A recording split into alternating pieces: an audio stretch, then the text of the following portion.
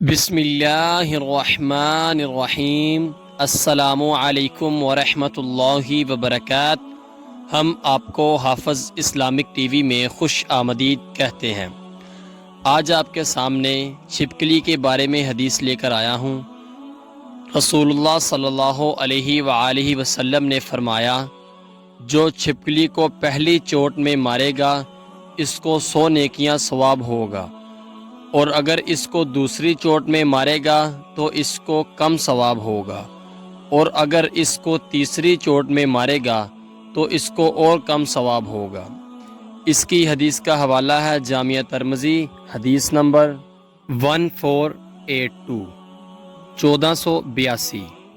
نبی کریم صلی اللہ علیہ وآلہ وسلم نے فرمایا، آباد رہے وہ شخص جس نے میری حدیث سنی اور آگے پہنچائی۔ آپ اپنے عزیزوں کو یہ ویڈیو لازمی شیئر کریں تاکہ وہ بھی ثواب حاصل کر سکیں۔